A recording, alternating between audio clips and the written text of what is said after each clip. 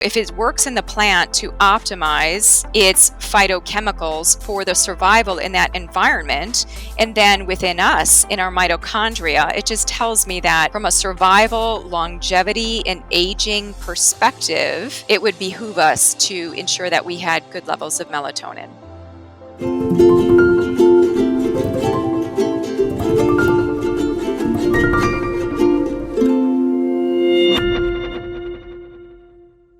Hello, everyone. I'm Dr. David Perlmutter. Welcome back to The Empowering Neurologist. This is going to be one of those backed by popular demand episodes. We're going to again visit the notion of how we can use melatonin. What are the implications of its use? How safe is it? How effective is it? Why would we use it? Etc. You may recall we did another show about melatonin several months ago with Dr. Deanna Minich, and she is going to join us again today because there's been such an incredible response to wanting more information about this ever more popular supplement. Let me tell you a little bit more about Dr. Minich. Deanna Minich is a certified functional medicine practitioner and a nutrition scientist, international lecturer, teacher, and author with over 20 years of experience in academia and in the food and dietary supplement industries. Throughout the years, she's been active as a functional medicine clinician in clinical trials and in her own clinical practice as well. She is the author of 6 consumer books on wellness topics, 4 book chapters, and 50 scientific publications. Her academic background is in nutrition science, including a Master of Science degree in human nutrition and dietetics from the University of Illinois at Chicago, and a doctorate in medical sciences from the University of Groningen in the Netherlands. For a decade, she was part of a research team led by Dr. Jeffrey Bland. He's been on our program many times, really the founder of functional medicine. So I'm very excited to learn more about melatonin today, so we're going to jump right in.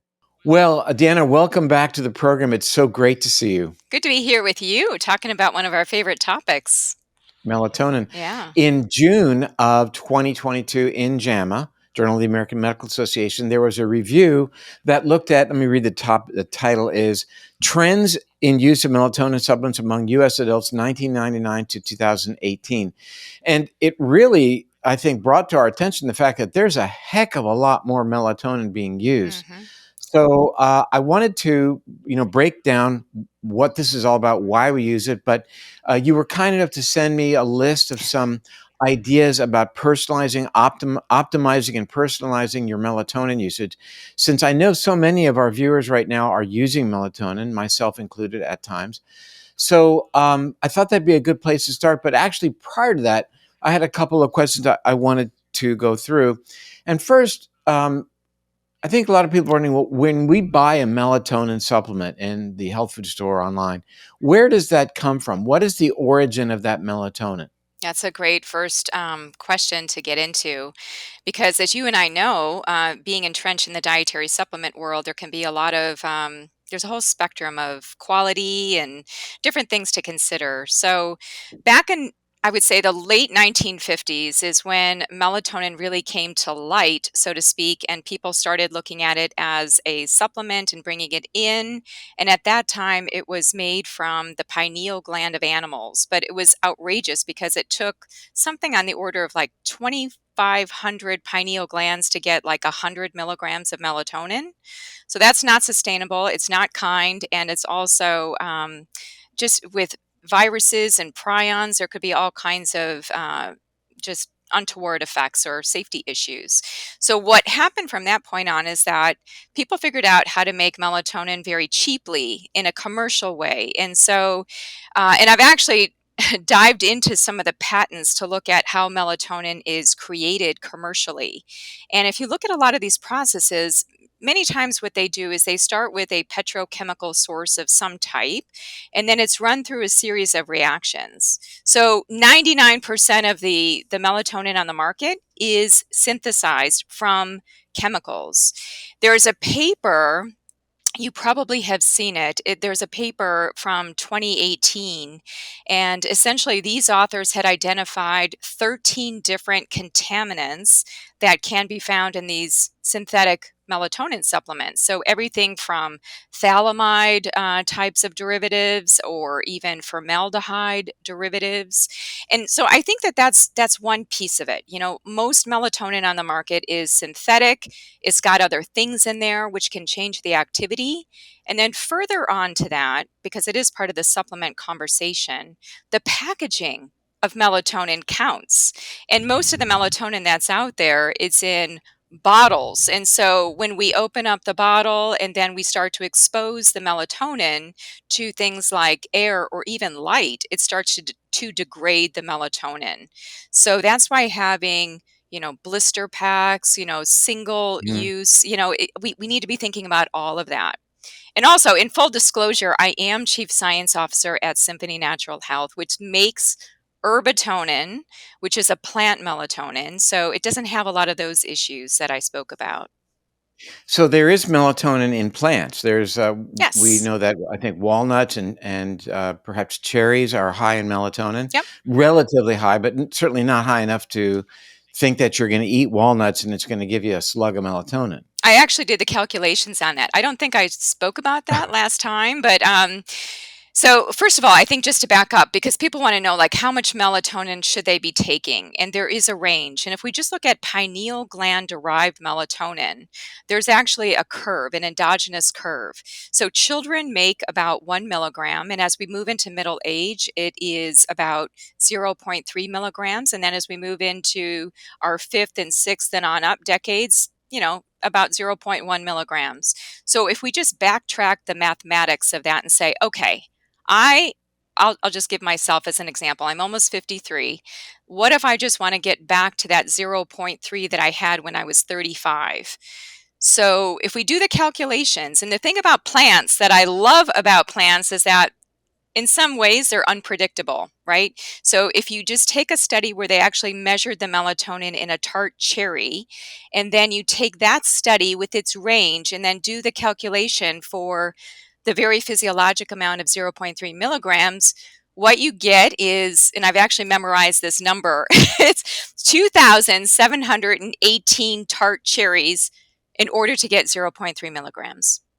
And that will dramatically lower your uric acid as well, I might add. So, but how does that, when you say that we have a certain level of melatonin, that obviously declines with age, is that's produced in the body in a 24-hour period? It is produced primarily at night. So first of all, I think just to again set the stage for the listeners, melatonin is found ubiquitously. So in every body compartment, more or less, we have some degree of melatonin. But the kind of melatonin that we're referring to here is the true endocrine or neurohormone melatonin, which is released from the pineal gland at night at the pinnacle of darkness, which is between 2 and 4 a.m. So during the day, we don't have melatonin circulating, not from the pineal gland. That ramps up as it becomes dimmer and dimmer as we make our way through the day. So actually, it's called dim light melatonin onset. So as it becomes dimmer and dimmer, our melatonin endogenously goes up from the pineal gland. That starts to lower our core body temperature. It gets released systemically, goes into the systemic circulation, and then starts to upregulate clock genes. And what was really interesting for me, just by way of, I continue to read the melatonin literature, and the liver cells have a high number of these oscillating clock genes. So, you having a focus in neurology, one of the things that I think about is liver detoxification, brain detoxification through the glymphatic fluid, all of which melatonin from the pineal gland is actually having this ripple through effect of at night. So, I mean, it's an interesting point then that this melatonin isn't just something people should be thinking about in terms of maybe it's going to help reduce the onset of the time it takes for me to fall asleep. That there are wide-ranging issues in the body, in the hepatic cells, uh, in the immune system, for example. That a lot of chronobiology focuses to some degree on the level of melatonin at night. Yeah, and in fact, I was just looking at a study last night. It was an animal study in which they gave the animals melatonin in their drinking water during the day or at night. And they found that there was no effect of taking melatonin during the day. It was at night when these animals were drinking the water that they had a boost in their longevity.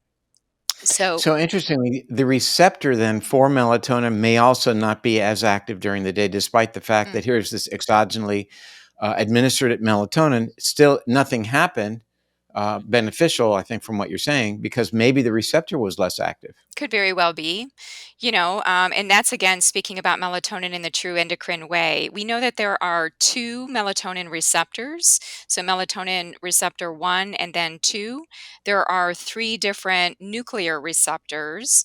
And by way of thinking of all of the receptors, we can also have gene variants for those receptors. So when people say, oh, well, I'm taking 20 milligrams of melatonin, yeah, I just think about, are we saturating and super saturating our receptors to the point that we're not receiving the signal anymore?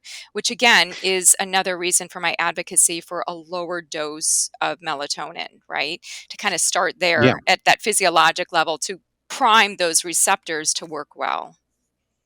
So I think what you're saying then is maybe if I'm extrapolating that perhaps it's not the best idea to be, I don't mean reliant, but at least taking melatonin on an every night basis in No, terms of receptor sensitivity. No, I would say, to clarify that, what I'm speaking to is when people take supra physiological doses that could, in essence, super saturate the receptors. I think, just a modest amount of zero point 0.3 milligrams taken on a daily basis for an aging person to help with markers of antioxidant activity, anti-inflammatory action, a lot of those different features would be advised. I think, I was on a different podcast, and his name, Dr. Dickon Weatherby, as we were talking about melatonin, he said, this sounds like melatonopause, that people don't get their melatonin levels back. So the way I think of it is, how do we again fill our gap with modest amounts that bring us back into just again smoothing that that curve a bit, but not the high doses that may play into what you're speaking to, which might be the receptor activity, right? So I don't think you would get that with a physiologic dose with what we normally produce. And then also taking that at night before bedtime, about an hour. I think that there is a lot of nuance there. Well, Melatonopause, I'm still stuck on that from a couple of Don't you minutes love ago. that? It's a great book title. You need to get the URL, and that be should be I your better next make a book. note. You're right, I Uh, do. He gave me full permission to use it, so that was not really, my invention. That was don't have to just credit him. That's awesome. absolutely. Hey guys, we're going to get right back to the podcast in just a moment, but I wanted to let you know that this podcast is being sponsored by Purity Coffee. This is the coffee I've been drinking for the past several years. Why? This is USDA certified organic. It's third party verified to be mold free and pesticide free. It's the product of what we call regenerative agriculture, and it's a great tasting cup of coffee, a great way to start your day. They have a new product called Balance. And the advantage of Balance is it has only 30% of the caffeine of typical coffee. That's a real advantage if you want to have two or maybe three cups in the morning and you might otherwise get a little overly jazzed. I know what that's like. And maybe you might want to have a cup of coffee perhaps later in the afternoon, but you're fearful about the caffeine content. All of the bioactive components are still there. So this is Balance, and you can get this for a 30% discount on your first order by using the promo code Perlmutter and going to the link at the bottom of your screen.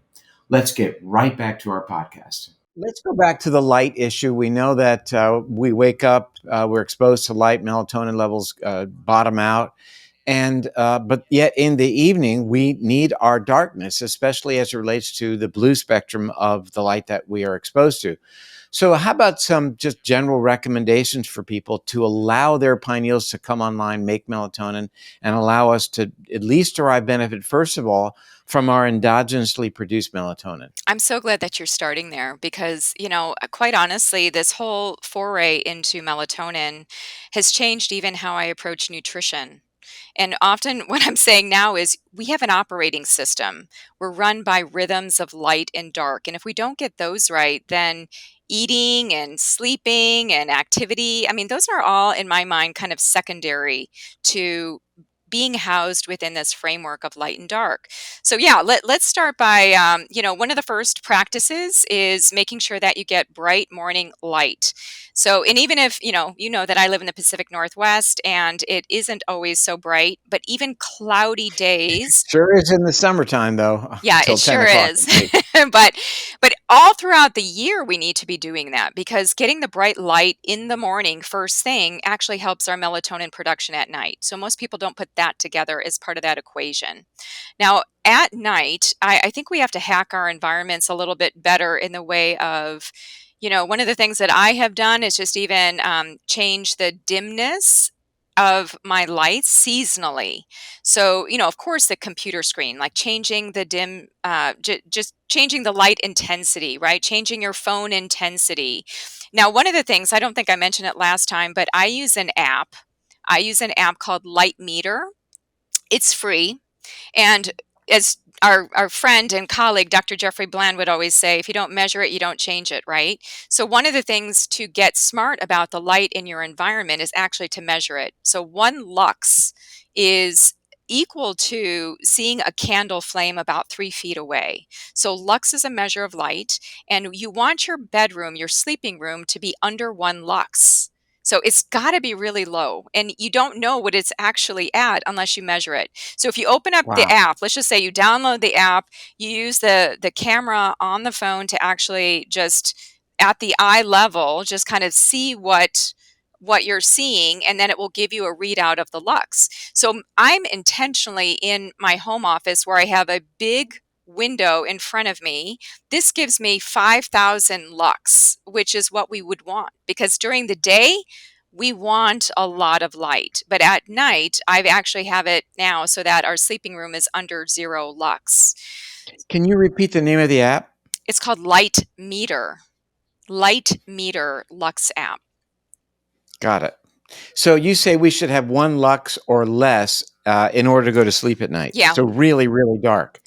Well, you might be surprised. And again, unless you actually measure it, you don't know what it looks like. When I have 0 lux in my sleeping room, it's still a little bit grayish. It's not like it has to be pitch black. You might be surprised. Now, you and I both have light colored eyes.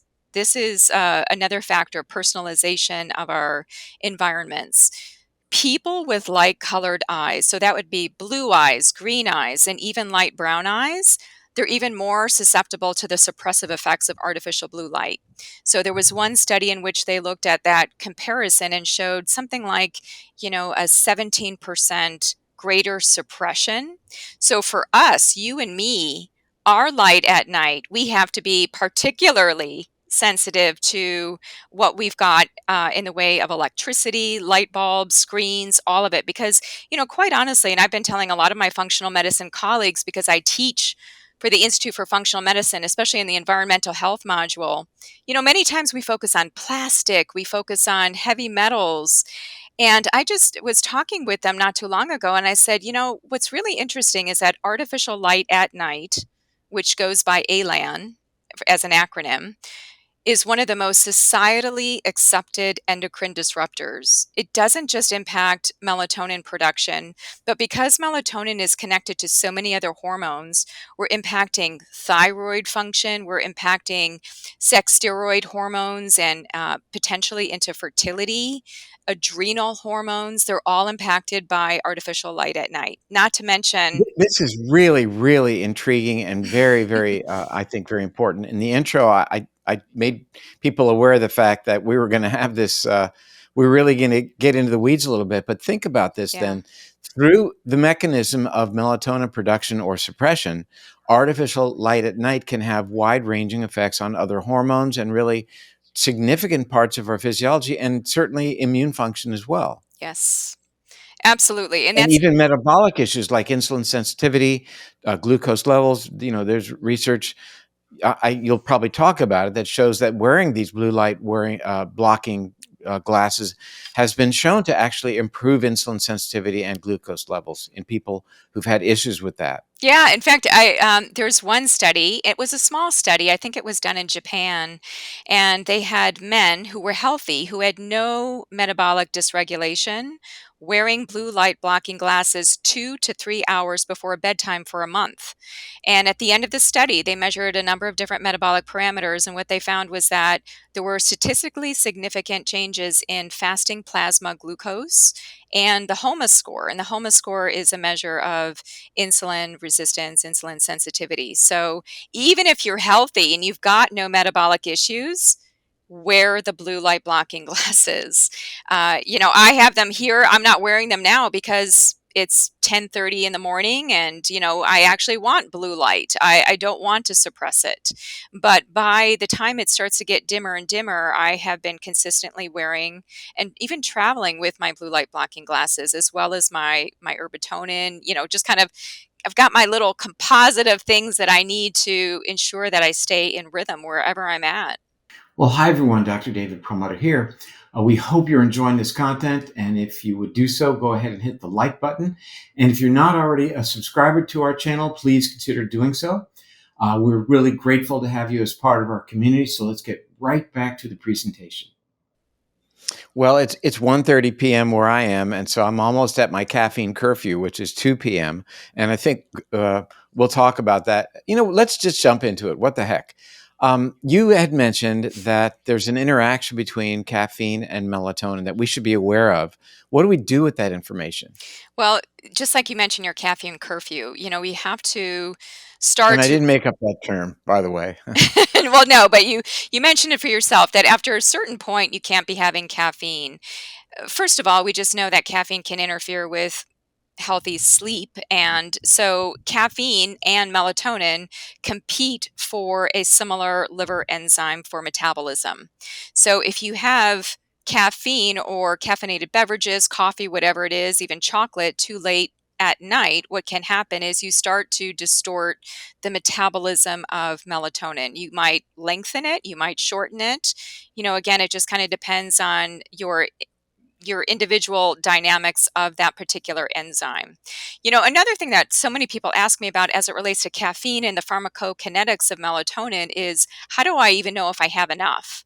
So one of the things that I have done personally is I do supplement, right? I do take that zero point 0.3 milligrams.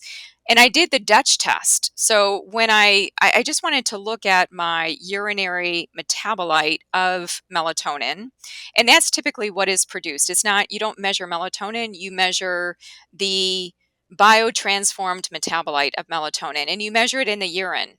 So when I got my results back, and of course, you have to realize that there could be many different factors which can play into the inaccuracy of that test. Like if I got bright light, I could have suppressed my melatonin, all of those things. But what I found was that my melatonin, at least my metabolism of it, was in the sweet spot, which told me that most likely the dose I was taking is in the sweet spot for my pharmacokinetics, like how I'm metabolizing melatonin, the amount I'm taking, and it works well for me in terms of sleep. But I don't just take it for sleep, I take it for other things. Well, like what?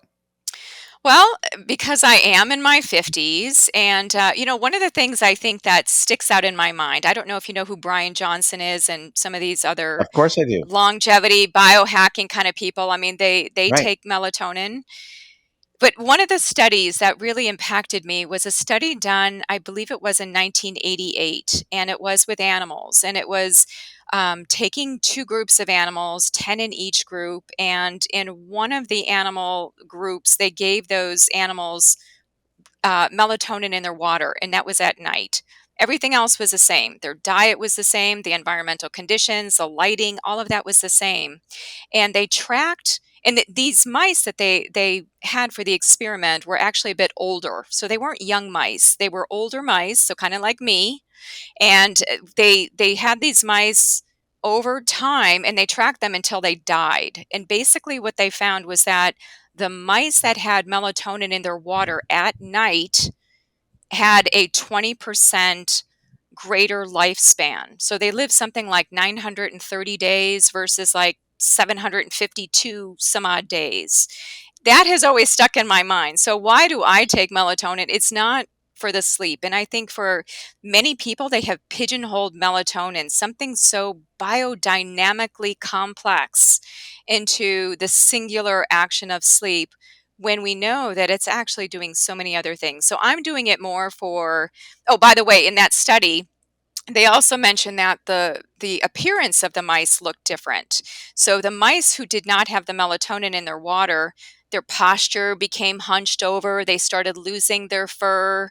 They just didn't look healthy. They started to shrink in their body weight. And for the animals that had the melatonin in their water at night, and I keep stressing at night because there was another study where they gave melatonin in the water during the day, and they did not see those aspects of longevity. So I thought that that was Well, fascinating. you mentioned antioxidant function Yeah. as it relates to melatonin. How do we position melatonin in the panorama of our endogenous antioxidants? And certainly, how do we look at it as a player in whatever we may be supplementing? Well, some people would call it the master antioxidant. We've probably heard that for glutathione and other types of antioxidants. Here's the thing with melatonin. Melatonin is amphiphilic, and amphiphilic means that it's fat soluble and it's water soluble, which means that it can traverse through many different body organs, tissues. It can be in the brain, which is fatty. It can be in the blood, which is watery. So it's very unique in its antioxidant capacity. So one molecule of melatonin can scavenge up to 10 different free radicals, whereas with vitamin C, you might get a scavenging of like 1 to 2 very specific radicals. When you compare glutathione to melatonin, what you see is that melatonin can scavenge more in the way of the hydroxyl radical compared with uh, glutathione. So, I don't want to say that it's just all about melatonin. Melatonin works as a team player, and it can actually stimulate the production of glutathione and a number of different antioxidant enzymes. And And it can actually salvage glutathione. But as a correct. team player, what is the synergy between melatonin and vitamin D? Yeah, that's really interesting. And again, you're aware of the review article that we published on is melatonin the next vitamin D. So, what is the synergy? There was a study. I think this really nails it. There was a study in which they were looking at women. It was a smaller study, 70 some odd women, and basically showing that for women who had vitamin D insufficiency or deficiency, they also had an association with lower amounts of melatonin. When the vitamin D levels were corrected, melatonin levels seem to be improved. So we do need to be thinking about, I kind of see it like a triangle: vitamin D, melatonin, magnesium. And so if we're overdoing vitamin D, how do we stretch and change the magnesium, because we need magnesium for the different hydroxylase enzymes to activate vitamin D. And then we're also kind of pulling on that connection over to melatonin. So to me, when I think of sunlight, I'm thinking of vitamin D. I think most people do. We also need to be thinking about that darkness, back to what you were saying before about darkness deficiency, that we're not getting the balance. We're getting the vitamin D, perhaps. That's still a big question. I think people are starting to get a bit more knowledgeable about that, but we also have to complement that with the melatonin, because I do think that they're working in tandem. There's kind of this yin yang approach. It becomes really relevant when we recognize how pervasive, at least insufficiency by definition of vitamin D, how in our Mhm. society, how that is. You mentioned something earlier that they found a Japanese study in which men who were metabolically intact were evaluated, and I was thinking at that moment, good luck in America trying to find adult men who are intact by all five measurements of metabolic syndrome. Good luck with that. You're going to have to search high and low to get your cohort because of how just generally metabolically compromised we are. Um, speaking of men versus women, Yeah. you've made some comments that uh, melatonin production, melatonin requirements, even melatonin supplementation might well be looked at in terms of being gender specific. Well, that is coming from two things. First of all, one of the things that I find really interesting, and I've had a conversation with Emily Ridbaum, who is a nutritionist who's really into preconception health. She's really bullish about melatonin, and we were talking about. In terms of gender specificity or looking at maternal levels of melatonin. So, what's really important for, I would say, for men and women is melatonin is important for fertility, right? So, for the egg, for the sperm, they're both important. But then, as a woman is, if she decides to nurse her baby, that's really important because the melatonin that is coming from the breast milk, which we do not find in formulas, by the way, is helping to actually, this was from an animal study, helping to modulate the gut microbiome of the infant. Or in Wow. this case, since it's animals, the offspring. But essentially, looking at the gut microbiome modulation of maternal supplementation of melatonin, also looking at potentially better sleep for the mother, better sleep for the infant. For So I think sure. that that's really interesting. And in terms of like female male bioavailability, this is not my work. This is from a study in which they found that bioavailability of melatonin is actually lower in men than women. So that's, by 50%. So Wow. why are women more primed for the uptake of melatonin?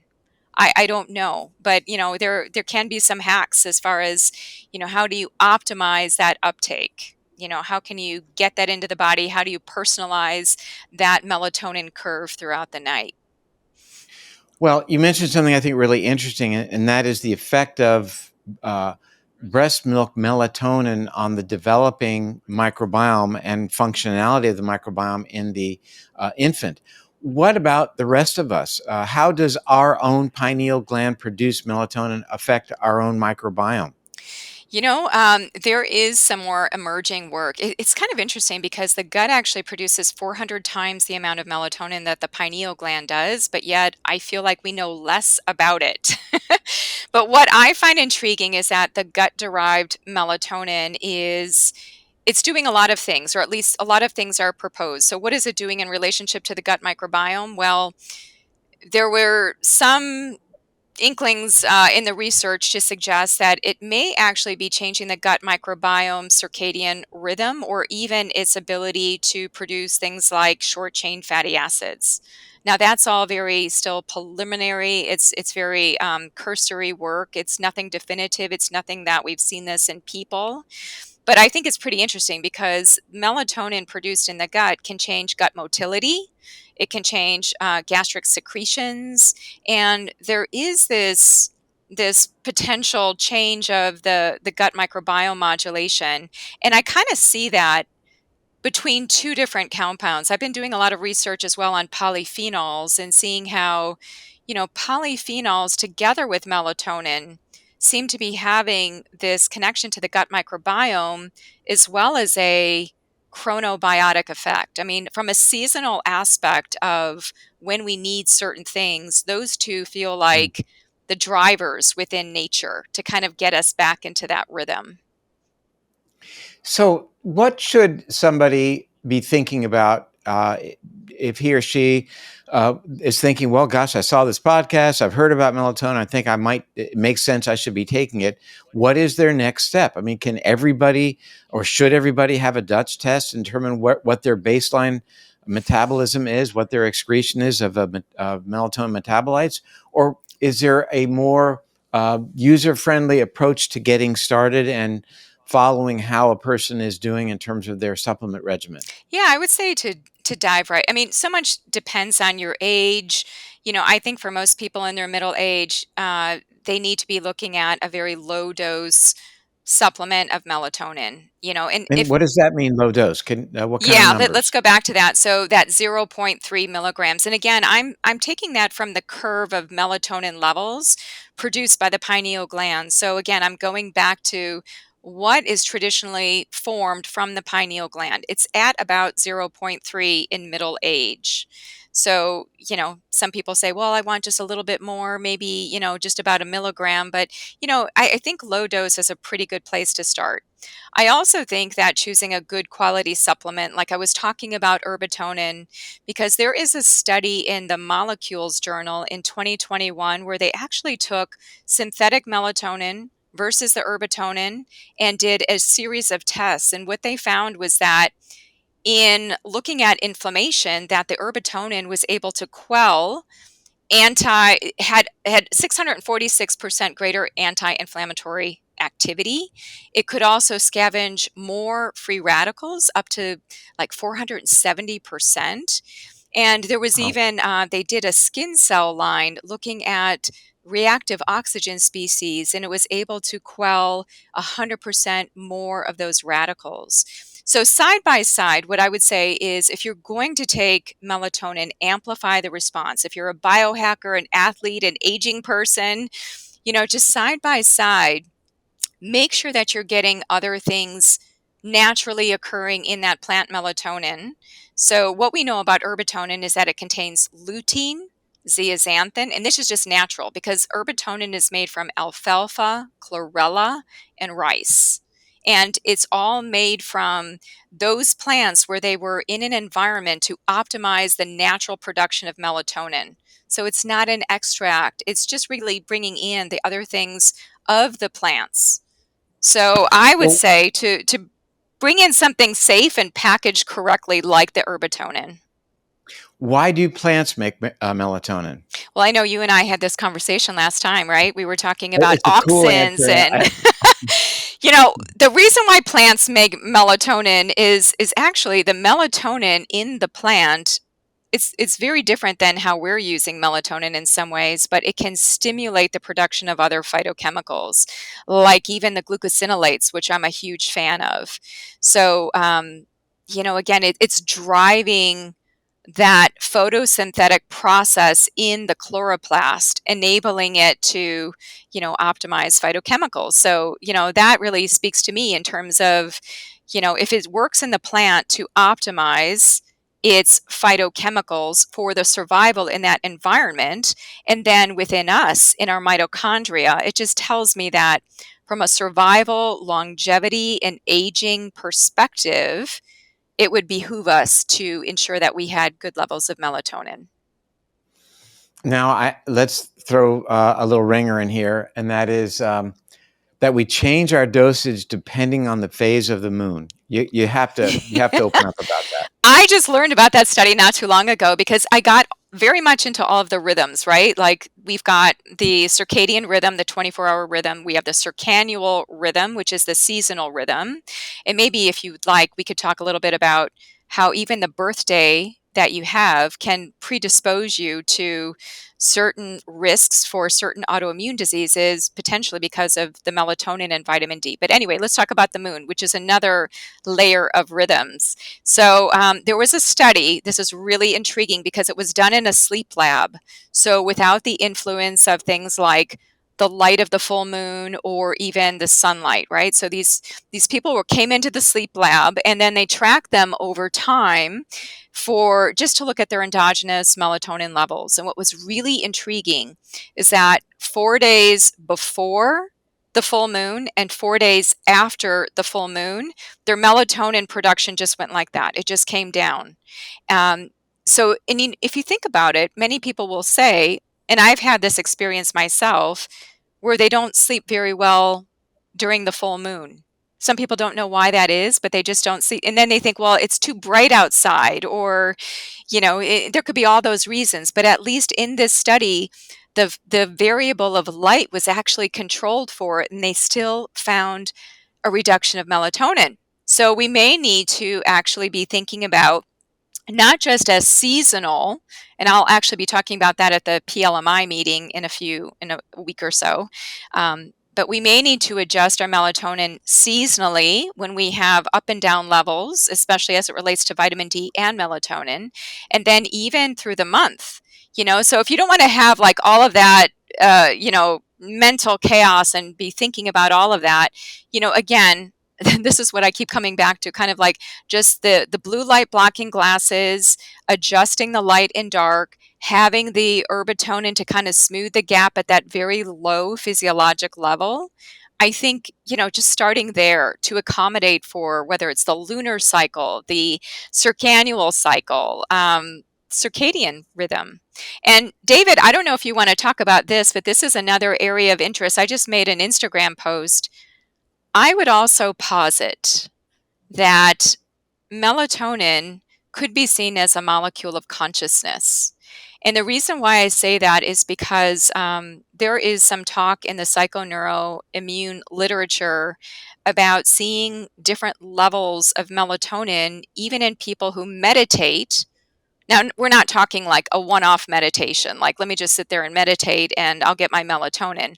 In seasoned meditators who have been meditating for, a longer duration, like 10 years and more, what they find is that melatonin levels endogenously are higher than that of non-meditators. And I also go back because, my major was in biology, but my minor was in English lit. And much like, your kids being an artist and, a medical doctor, I kind of like the juxtaposition of those two. And I think of even, Rene Descartes back in the 17th century, philosopher, mathematician, the pineal gland was seen as the seat of the soul. So I kind of find that, I'm starting to go bigger and broader, thinking about, do we really need all of these psychoactives? Do we really need to get into psilocybin and all of these things to have a higher consciousness? Or are we losing that sense of awareness, that sense of consciousness, because certain of these molecules that would keep us in tune with nature and with our own self realization are declining if we're not attentive to those things. So I'm just putting that out It's there. it's wonderful speculation, especially when you recognize what's going on with the biogenesis of melatonin in terms of its precursors and Right. how that relates to other aspects of neurochemistry. I think back years ago, prior to MRI, I'm really dating myself now, but when we only had CT scans, and we would look between the hemispheres, and there'd be this white dot on some scans, not all. And we would say, oh, that's simply calcification of Yeah. the pineal gland. Let's move on. It's nothing important. But one would wonder, I mean, the pineal gland does not calcify in everybody. And you wonder, really, vis-a-vis the conversation that we're having right now, if we could analyze those individuals with calcification versus those who have not experienced calcification in terms of various psychometric tests, and determine if, in fact, there is something going on when the pineal gland, ostensibly because it's calcified, is losing its functionality. Right. Who knows? Yeah. Yeah, absolutely. That's another feature of a lot of the melatonin research is looking at pineal gland calcification. And then people think, well, how do I find out? I mean, I would just say, it is really interesting that that could happen, that it can become more hardened, more crystalline, that might even mirror what could happen in the cardiovascular system, right? So, I think, Mm. again, just how do we become more resilient? One thing that we didn't touch on, but by way of you mentioning calcification, it made me think of it, is just even stress, because there is this dynamic with cortisol and melatonin. And some people will say, well, Deanna, how do I really know if I need melatonin? And I asked them to tell me a little bit about their lifestyle, what they're up against. I asked them to tell me their age. And, all of those factors really do play in. And stress is a big one, because if we look at how melatonin is made, even in that little pineal gland, which, by the way, is the first endocrine gland to form in utero, even before the others, what we see is that, the body makes melatonin from tryptophan. And tryptophan has to convert to serotonin, which then needs to convert to melatonin. And that pathway actually is very encumbered with nutrients. It's encumbered with lots of different enzymes, including a methyltransferase. And with methyltransferases, as we know, there can be genetic variants that tie into that. So there can be so much variability. And so the body delegates tryptophan very carefully. 95% of tryptophan actually goes through the kynurenine pathway, which gives us NAD. And I think you were talking on one of your Instagram lives not too long ago about NAD and IVs and, just all of the talk about NAD. But anyway, the tryptophan, most of it will go towards energy. So when we're stressed, we're going to take even more of that tryptophan to run through that kynurenine pathway, right? We're going to have less left over to make melatonin and to even make serotonin. So I want everybody to be thinking about that, because in this modern day, whether it's toxicity, whether we're stressed, all of these many things stack up to aligning to really needing to have just optimizing our melatonin levels. So we're going to be even at greater jeopardy. Maybe in our 20s, we're down to zero point 0.3 milligrams, right? Like what our pineal gland can make, just because of so many things fall short. I think you bring up a very good point. And I think probably the biggest influence in terms of diverting tryptophan away from serotonin production and into kynurenic, that whole kynurenic acid pathway is inflammation. Yeah, And, we know that there's so much inflammation as a consequence of our metabolic mayhem, as a consequence of our elevated blood sugar, our levels of obesity, our levels, as mentioned, of stress, our lack of adequate restorative sleep. These things all contribute to ramping up our set point of inflammation, which directly impacts the biochemistry of, in this case, melatonin production by affecting dramatically its precursor, which is serotonin. We divert away from serotonin through this potentially brain toxic pathway, the kynurenic acid pathway, via one of its metabolites that is certainly brain threatening. So, these things all feed in. And I think they that do. we didn't mention, but it's worth mentioning that getting our metabolism back on track will allow us then to endogenously produce perhaps more physiologic levels of melatonin than we are currently doing. And this decay that we see with aging might well be somewhat explained by our risk of metabolic issues that are so prevalent. Mentioned earlier that good luck finding a man in America. The study that was done in Mhm. Japan, who's Mhm. metabolically intact. Yeah. 85% of American adults have at least one component of the metabolic syndrome. So, and those things are all ultimately harbingers of higher levels of inflammation, i.e., ultimately going to compromise our ability to make melatonin via this kynurenic acid pathway. So, And point translates well into taken. neuroinflammation, into your You bet. particular sphere, right? And then we see the issue with the lymphatic fluid exchange, that's not working so well. And we know that melatonin is important for the transport of a lot of those toxic amyloid peptides and hyperphosphorylated tau proteins. And so if somebody's inflamed, like you're speaking to, they already have that as they're inflammaging, right? They're metabolically inflamed, and they've got type 3 diabetes, so to speak. And so now we've got issues with the brain, and we start to set the stage metabolically for greater risk for dementia and neurodegenerative And it issues. gets back to sleep and perhaps the role of melatonin in sleep. I mean, that's when you activate this system to purge your brain, the glymphatic system, during deep sleep. And I'm all about wearables. I'm going to tell you right now, as we speak, I'm going to tell you exactly what happened to yours truly last night. Okay, Uh-oh. so my sleep last night um, was optimal. Uh, I've done better, but it was at an 89. But I spent 2 hours and 38 minutes, 32% of my night last night in deep sleep, Hmm, which is when we activate the glymphatic mhm. system. So, you know, maybe we're not going to measure melatonin in everybody in terms of its metabolites, but people can get a wearable. I mean, there's so many wearables now that can give you that data as it relates to the quality and quantity of your sleep. I happen to wear an Aura ring, but there are several of them out there now. And that gives you an inference, especially the sleep onset part. How long did it take you to fall asleep? Right. Last night for me, 6 minutes. So, um, And that's actually that's what something. melatonin helps with, is that sleep latency, That's right. right? Yeah. Yeah, and let me get to something that I think people are talking about as it relates to this sleep latency being reduced by melatonin. I think many of us have experienced that we fall asleep even more quickly if we take melatonin, but there is a discussion about rebound. about people then 2 or 3 in the morning, if they take melatonin, they might wake up. How common is that, and what can we do about it? I think you have to look at when you take melatonin, the personalized kinetics of it. So, for some people, they might be a fast metabolizer. They may need to take it with a little bit of fat. So, something like I have a colleague who takes his herbatonin with a fish oil, and that helps kind of just create that natural, kind of a slower Mm, release, right? And also potentially getting into the brain better. Sometimes I think that when people are waking up at that, it is kind of that time of the night, like the 3 a.m. wake up. I know somebody else who, she and her family have a 2 a.m. wake up thread. Like they all wake up at 2 a.m. So why is that? Well, there could be a lot of other things too.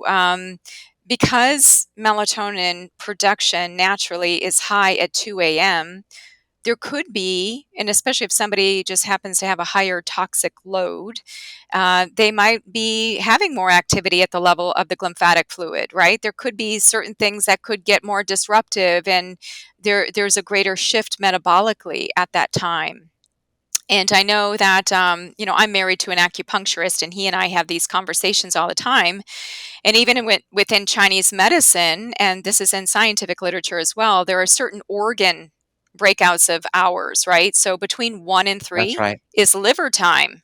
So, when I would tell him that, he's Exactly just, right. yeah. So, we think about, when I think of like the time somebody's waking up, when it's 1 to 3, I think of liver toxicity. I start thinking of like, what is, maybe melatonin is actually riling things up to kind of get things out. And because there is more activity, now there's no science to suggest that somebody waking up at 2 a.m. is going to be more toxic and, has greater levels and all of that. And their liver health is, being amplified and, being worked with. But I think we need to be looking at that from a personalized perspective and working on things like metabolic detoxification in tandem with sleep. That to me would flag perhaps we need to do more, and even Mm. during the day to help with that nighttime release. Yeah, I think it's just important for people to grasp that sleep and nighttime is not when everything shuts down. We No. have this sense that everything's turning off and it shuts down at night. And that gets back even before traditional Chinese medicine to Ayurvedic medicine. Yeah. That it's really only a 12-hour day, and that it repeats itself. So what goes on at night? You can look upon 1 or 2 a.m. as being just like 1 or 2 p.m. when the sun is very high and fire is active, pitta is active, and that what is the center of fire in Chinese medicine, as you mentioned, it's the liver, and Mhm. that's when things are Mhm. happening. Now we know that the brain is actively consolidating memory and detoxifying itself in the middle of the night. Why we need sleep. I did a podcast yesterday, and they said, "What's the one thing on the top of the list that you would want to modulate in people to help reduce their risk for Alzheimer's?" And I said, "Sleep, better restorative sleep." Yeah. And they were looking for the magic supplement or perhaps exercise, but it is sleep. Who knew? Yeah, we need that, and I think that for so long it's been heralded as like almost a badge of honor if you can go without sleep, and like, oh, I only need And we four to did. five hours. Yeah, right. And we all did that, especially during residency Yes. when, you're making life and death decisions the next day and you didn't sleep because you were up all night in the emergency room. That's a good person to be making those decisions. That's for sure. Anyway. I want to just mention to you, because I love this area and I like what you're saying about sleep too. This idea of the darkness, right? There are even, I don't know if you've seen these online, but there are darkness retreats where people just go and for, like a few days, they're just in complete darkness. And, I've been kind of looking at there's one particular retreat center in Oregon that I keep looking at. And they watch and monitor the people when they come out, just in terms of their senses, just like how so many things change. And I would just encourage people, like you're mentioning sleep. This darkness deficiency idea is huge. I was on a Yeah. panel with people from NASA and other types of organizations really concerned about the ecosystems on the planet, concerned about, just what we're doing with all of this toxic light. And perhaps we can't sleep well because we've got this bombardment of all of this artificial light. I mean, if you look at the planet Earth from afar, it just looks like a huge lit up globe. We're not in darkness as a planet. So that just makes it, I think, even more difficult to Mm. find our slumber, to find And the I the would say sound pause. too. One thing that I'm very taken by with my Apple Watch is it'll send me an alarm if there's too much ambient noise, and, Ah, this is, your Apple Watch will do that, and you will be surprised. I mean, even, if you're driving your car and the window's open and that sound, yeah, is happening, you'd be surprised at all of the ambient noise at high levels that we're exposed to. Yeah, it's bad for your, hearing in the long run, that's for sure, but it's also very stressful. It's yeah, also, getting to exactly what you talked about. I find that in the summertime where we go is incredibly quiet to the extent that it takes several days to get used to the fact that there's not all this noise around us. And it absolutely heightens your senses. And I think it's yes, extremely healing. And I totally hear what you're saying about light as well. Especially from monitors and televisions and things. I'm in a studio right now with bright lights and that's why I don't do these recordings, very late in the day because I know it affects me. yeah. No, good. And I think it's so important to get the word out. And I thank you for having me back to talk about this because I feel like we talked about melatonin as a centerpiece here, but there's something bigger and broader. It's That's for we're sure. human beings that are misaligned to natural rhythms, and we really need to find our way back. Step by step, whether Yeah, it's blue light blocking it's true. glasses, melatonin supplement, whatever it is, we need to find our way back to nature. We need to hear the Yeah, it's frogs the, and see the stars. evolutionary environmental mismatch that, here our evolution, our genes have created a physiology that is just not lining up with our environment in so many ways. The foods we eat, the light to which we are exposed, the sounds, the real consequences of our everyday lives, not to mention, and then I'm gonna mention, why do people say not to mention? Then I'm gonna mention, You know that they're gonna um, mention it. it's so meaningless. But the just the toxic exposure in the forms of air pollution. Now that there's so much smoke, and people think, well, air pollution's bad, sure, but it's the unseen. These PM 2.5 particles that are ubiquitous now around us. So much worse with fire smoke that is not really part of what our physiology is geared for. So I think it's really there's a lot to be said about Lauren Cordain's original work in terms of the paleo diet, that we're trying to live a life that gets back into sync with our genetics. And certainly understanding chronobiology, circadian rhythms, the role of melatonin, as you have so wonderfully elucidated.